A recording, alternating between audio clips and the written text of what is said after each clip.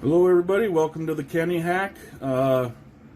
Just kind of doing a quick update on where I'm at with things. I kind of had a big order shipment in here the last couple weeks, so I've been spending a lot of time working on that, trying to get some paid orders out. So I haven't had much time to experiment. But I did finally get some time. Put my new 15 watt Ortur together. Put some mods over on my 20 watt. You can see they're both running side by side. Had to kind of change around how my hood was set up. Had to take some things out, change around where my power cords are at and everything, so it took a little remodeling. This here video is just kind of going to be going over my first impressions after only using the 15 watt for a day. Now really this is about the first project on the 20, so just giving kind of my first quick impressions. Kind of want to keep everybody up that's following along with stuff I'm working on and things I'm doing, just kind of the big changes I made, and I'll have to always try to remember to tell you whether I did the project on the 15 watt or I did the project on the 20. Here's my new 15 watt.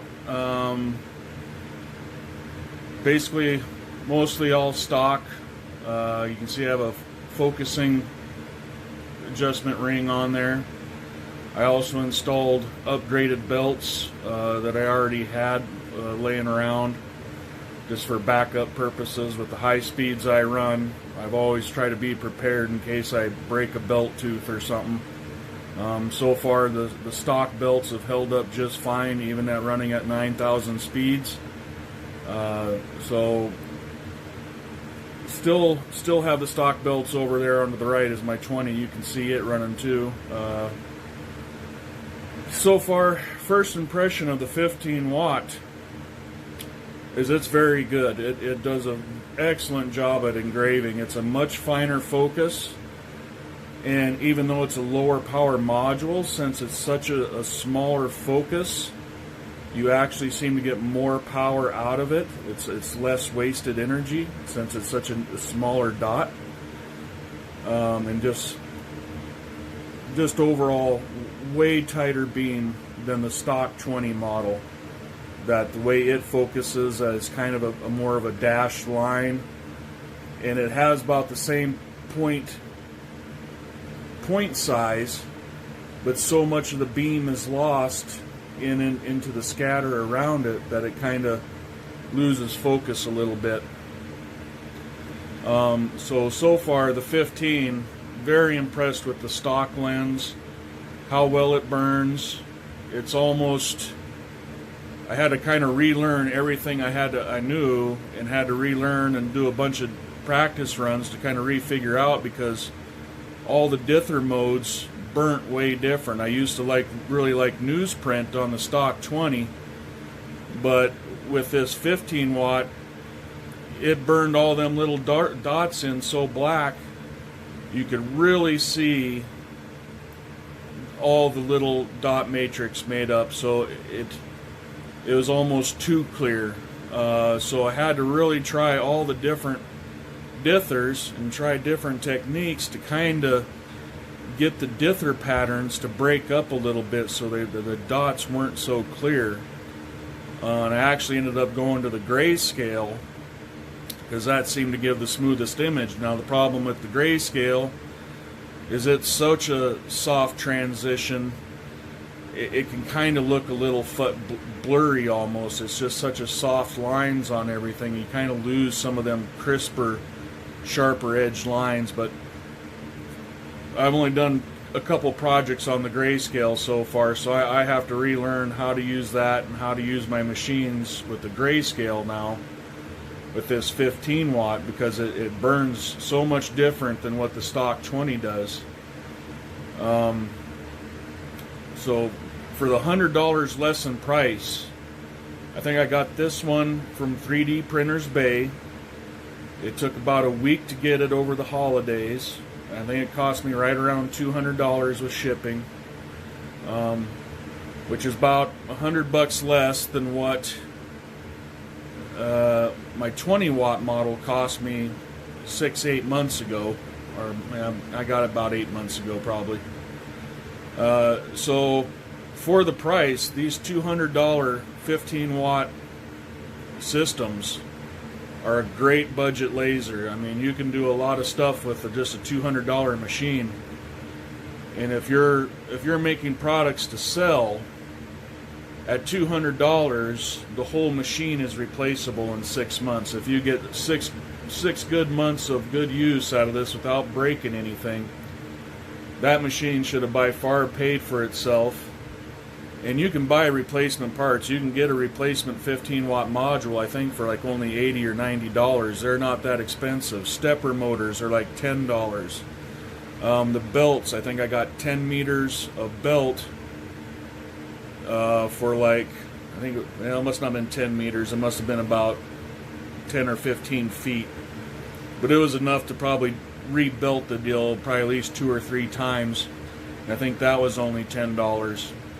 So a lot of your wear parts are very cheap and easy to replace. So I see it all the time in the forums, like how fast can these machines run? And it's like, well, if it's for hobby purposes and you really want your machine to last, yeah, stay under 3,000.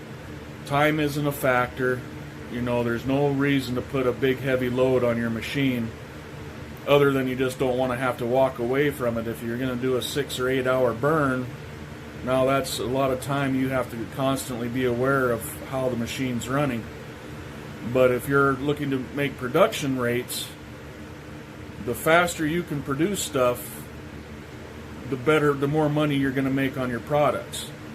Like these sets of coasters here, I sell them to this client at 4 of them for around 20 bucks, and I'm making up 2 dozen of them right now. They get the cork back on them, layer clear coat, and I make very good money on these. These 2 sets of coasters I got going right now, it's going to take 2 hours to burn the 2 dozen of them. And this one little job right here almost pays for my new 15 watt. You know, if you find the right kind of jobs that pay good money, then these things can pay themselves off so easily. You know, and it's not always doing the most intricate engraving. Sometimes it's just simple logos, something that sells well. So it's just a different way to think about it. It's like I don't have enough orders to keep a big CO2 machine busy. I'll be lucky to keep both of these machines busy. I really not doing this for a lot of sales. It's mostly just a hobby, and I got a few clients that keep ordering stuff on a bi-weekly, monthly basis that kind of keep me busy enough and making enough sales to pay for things. Just kind of breaking even with the stuff I buy to keep going. So, but you can see it run. This is all running off the same computer. It's running it just fine. These aren't very high speeds. I'm only running like 3,000 on the 15 watt, and I'm actually having to run a little bit slower over here on my 20. Now I've put some upgrades on here. You can see I got a Z-axis adjustment. And I have to give a shout out to a subscriber, Chuck. He made that for me. We were talking in the forums one day and talking about some of his projects and my projects and cross interest, and I told him I have a 3D printer and haven't really had a chance to figure out how to use it, and he had been using a 3D printer for quite a while. So kind of as a thank you for all the information I've shared with him and my stuff I've shared on my videos, he printed that adjustment, the Z-axis adjuster, and the little focus ring over here on that one. So thank you, Chuck, for making those for me. I kind of call this Chuck's Chuck. So far it works really well. But now on to my first impressions. I put this on here with the G8 lens. Now, I've only had a very little, this is like kind of the first really little project I've tried doing with it. I haven't tried engraving with it. I never have done much cutting. But so far the G8 lens isn't really wowing me on its engraving ability. I think it might be a great cutting lens because it's such a long, narrow beam that it's going to be able to penetrate down into the wood deeper without getting, hung up on the kerf. But so far, apples to apples, the 20 watt here engraving the same logo and on the same wood discs, the 15 watt is kicking the 20 watts with the G8's butt. This one here is running at 3200 millimeters per minute at 80% power, and it's burning plenty deep and plenty dark. This one here is running, I believe, at I think 2600 is what I had to slow it down to, and bumped it up to 85%. Now, in all fairness, my 20 watts got quite a few hours on it and a lot of use. It's maybe lost some little strength since I started. I don't know. I have another backup 20 watt if I ever feel it's losing too much power, but I might switch back to the standard lens and see if it is just the difference between the G2 and the standard. But with the standard lens, I used to burn these with basically the same settings I'm using over on my 15 watt. I'd run them right around 3200 millimeters per minute, right around 80% power, and if these wood coasters would produce a pretty good burn. So far, I'm not an expert on the G8. I try to just thread it in a couple threads, like they say to do, put a little Teflon tape on it to hold it in there. I don't have it mounted in the standard holder. I just screwed the lens up into the housing. So that's why you can see there's no housing sticking out below the bottom here. I just got the lens screwed up in there. There's no housing on the lens. Just so I could easily get it in and out. I got a G7 lens. I got a 3-layer lens. I thought I might try them out and see if any of them improve the engraving and get a better focus than the standard G2 lens that comes with the 20 watt. But I said, as of right now, the G8 hasn't really been impressing me for engraving. For all the work you have to do to get the Z-axis adjustment, have to try to get the lens housing swapped over if you want to be able to screw it in and more securely than what I have. It's a lot of little extra work to have to do when the 15 watt right out of the box has a lens that you can focus, and has a very narrow beam and can get a very sharp edge on it. So right now the 15 watt has really impressed me. I can't say it's way better than the 20. Like I know how to, like with the standard lens, I knew how to set up my jobs to get good results. So I was very happy with the stock 20.